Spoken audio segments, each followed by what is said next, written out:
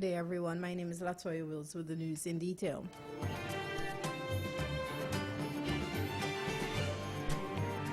Locally, Attorney General and Minister of Legal Affairs Mohabir Anil Nandlal SC says the decision handed down by Chief Justice Acting Roxanne George is testimony to the rigidity of the law regarding service of an elections petition to a respondent. Justice George dismissed one of two petitions filed by the APNU-AFC coalition challenging the validity of the results of the March 2, 2020 general and regional elections.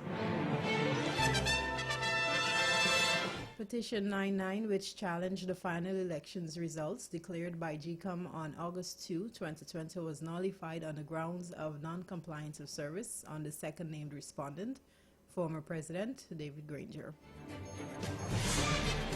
Those results showed that the People's Progressive Party Civic won the March 2 elections with 233,336 votes, while the APNU-AFC secured 217,920 votes. The petitioners in the matter had argued that Mr. Granger was not a proper and necessary party to the petition, and therefore his late service was of little to no consequence to the matter. The petition documents seen by the court show that Mr. Granger, who is also head of the APNU-AFC list, was served on September 25, 2020, outside of the stipulated time frame.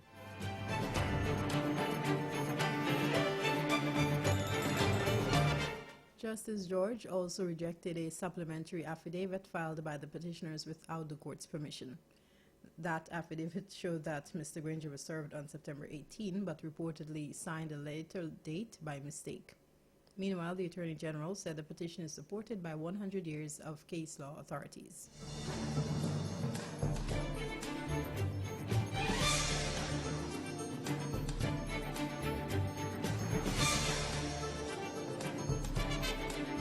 The Guyana Police Force is investigating the circumstances surrounding the break-in and subsequent removal of a number of documents from the Office of the Police Service Commission, PSC, at 4th Street, Kingston, Georgetown.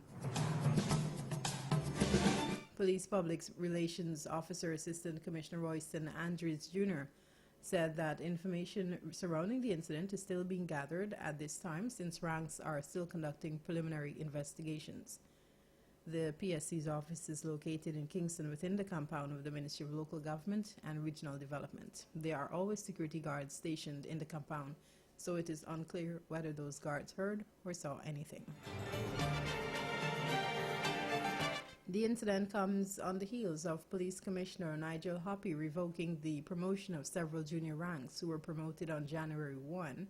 The reason for the revocation of those promotions still unknown.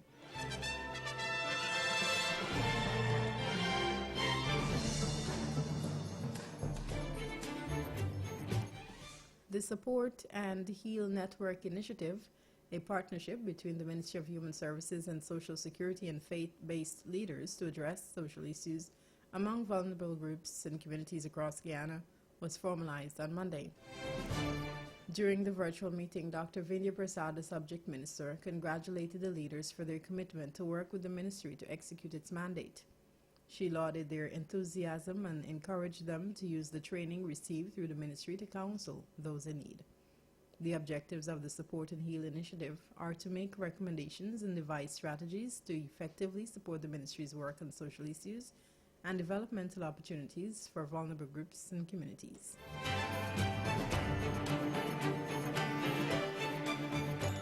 As part of the formalization exercise, Bishop Patrick Findlay was elected chairman, Pandit Yogesh Matthew vice chairman, Elder Wayne Barrow recording secretary, and Kala Sigopal treasurer. The validity of their respective posts is 24 months, effective January 18. Meanwhile, the terms of reference to guide the support network's responsibilities were fine-tuned and circulated among members.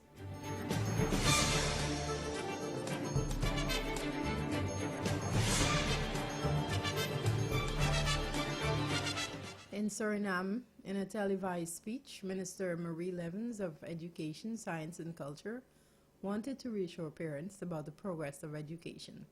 She stated that a strong approach and work policy has been developed The transition from the old to the new system will take place in an expert manner. At the same time, the ministry will ensure that the delays due to COVID-19 are accommodated.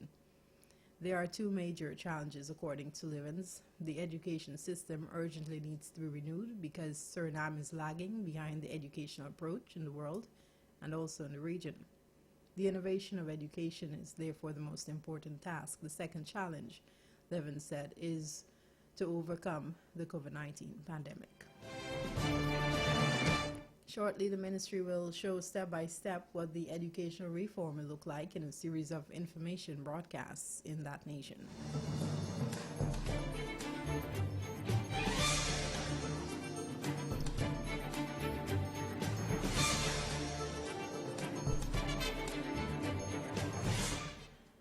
Internationally, Italy's Prime Minister Giuseppe Conte has urged senators to back his government as it battles with the pandemic and faces a confidence vote which could prompt his resignation. The upcoming Senate vote follows a vote in the Chamber of Deputies, the lower house, which he won by 321 to 259, securing an absolute majority. Last week, former Prime Minister Matteo Renzi pulled his party out of the ruling coalition over its handling of the pandemic. That plunged the coalition into crisis. Conte only had a slim majority in the Senate even before Renzi's small liberal Italia Viva party pulled out of the government. The Senate vote result is expected sometime after 19 hours or 18 hours GMT, and it could leave Conte short of a majority there.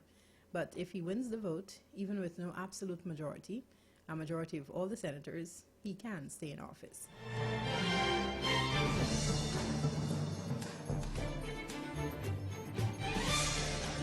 Meanwhile, Spanish police have seized more than 2 tons of cocaine and arrested 12 people allegedly involved in a large-scale drug smuggling network with connections to Paraguay and Brazil.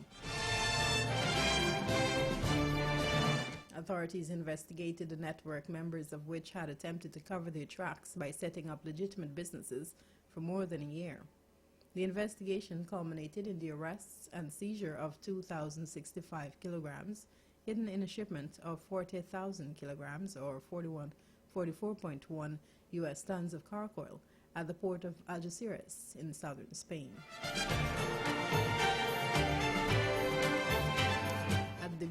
At the beginning of 2020, police identified members of the organization based in the provinces of Murcia and Seville who were building an apparently legitimate business, importing dozens of containers of carcoil from South America to the port of Barcelona.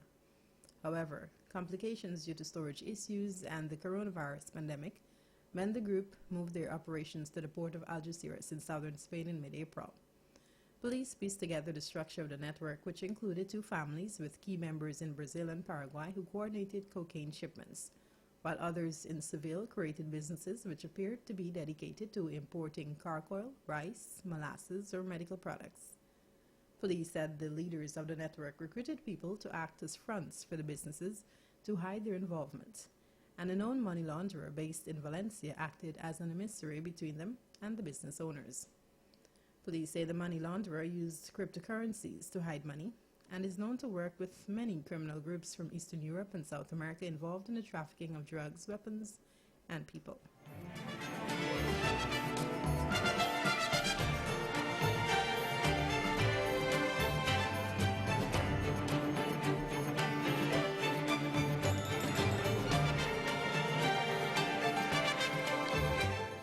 In Barbados, a law firm has agreed to represent students affected by last year's controversial grading of CSEC and CAPE in a class action suit against CXC. The group of concerned parents of Barbados announced in a press release issued Monday that it had secured the services of IGIS Chambers, which will represent the students interest-free of cost with only nominal charges for disbursements. The group said it had decided on legal action against CXC after getting no satisfaction from the council about its concerns about exam grading and in the subsequent grade review process. Following protests by students region-wide, triggered by concerns about inconsistencies and discrepancies in the CSEC and CAPE grades, CXC agreed to review. However, some students have expressed dissatisfaction with the regrading rather.